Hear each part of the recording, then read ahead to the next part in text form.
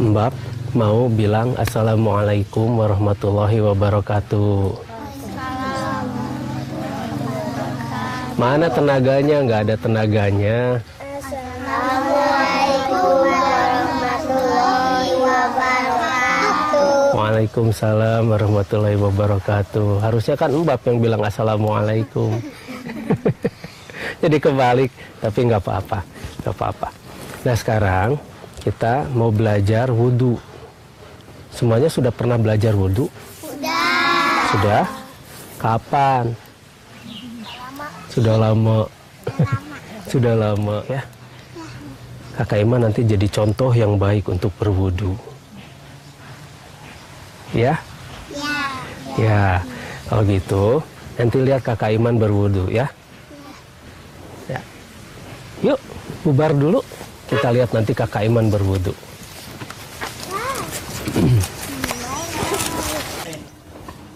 Nah sekarang mulut man. Kita akan mensucikan mulut kita. Yuk mulai.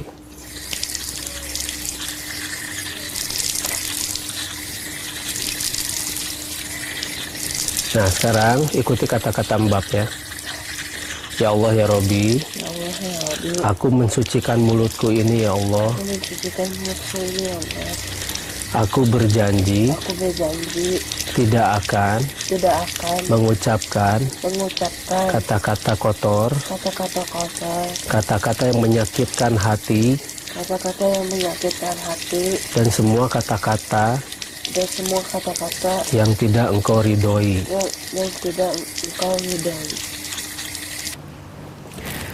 Nah, kemarin kita membahas mengenai bagaimana mensucikan telapak tangan dan tangan. Belum ke lengan, belum.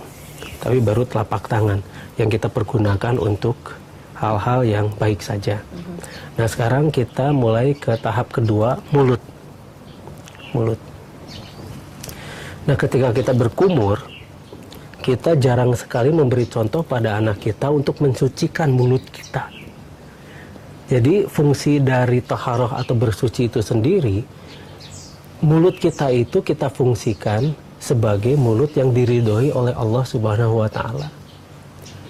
Jadi kita berikrar pada Allah tuh, ya Allah ya Rabbi, aku akan membuat mulutku ini untuk mengeluarkan kata-kata yang baik, tidak akan memakan sesuatu yang haram dan sebagainya. Kita berjanji, kita bermohon pada Allah Subhanahu wa Ta'ala, dan kita bersumpah pada Allah Subhanahu wa Ta'ala bahwa ini loh mulut kita yang kita sucikan lewat air wudhu, lewat wudhu, yang kita sucikan lewat wudhu.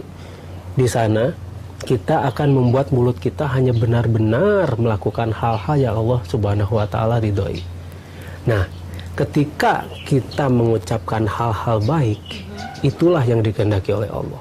Sekarang lihat contohnya di TV-TV, bagaimana orang tua berkata-kata.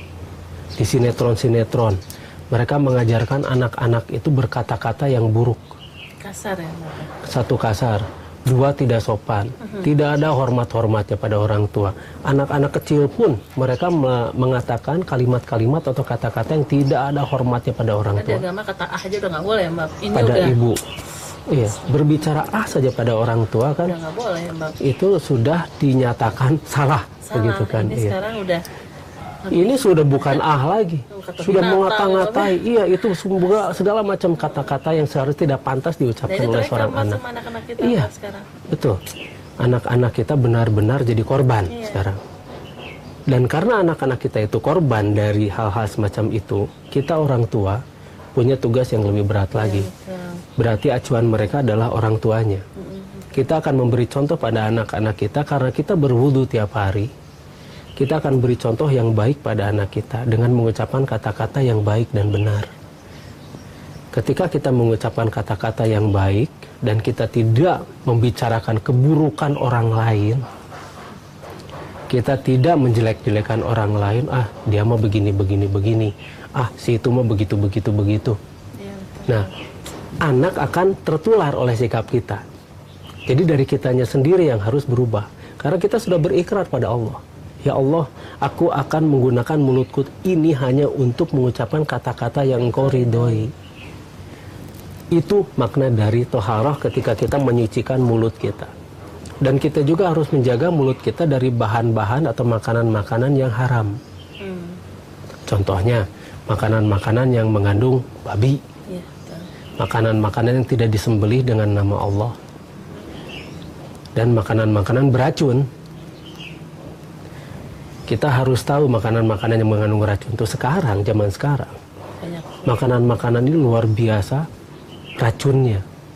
Terutama dari pengawet. Betul. Pengawet-pengawet makanan ini yang berbahaya, dan kemudian ada lagi pestisida.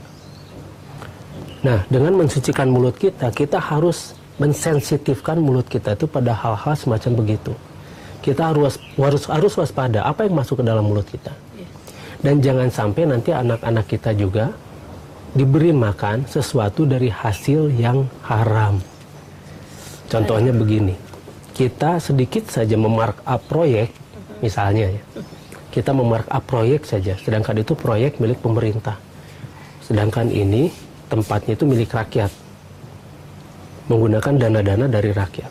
Kita markup dari anggaran misalnya 10, kita bikin 20. Dan nanti kita bagi-bagi pada para pejabat. Nah, bayangkan, pejabat-pejabat yang makan uang haram ini, kemudian anak-anak mereka makan uang haram ini, sedangkan sehari-hari mereka berwudu, sehari-hari terlihat mereka melakukan ritual sholat. Nah, jelas bahwa mereka tidak pernah mengerti makna dari berwudu itu sendiri. Nah, mungkin untuk berwudu kita ketika mensucikan mulut, kita cukupkan untuk hari ini. Besok kita akan membahas mengenai bagaimana hidung kita disucikan dengan air wudu itu.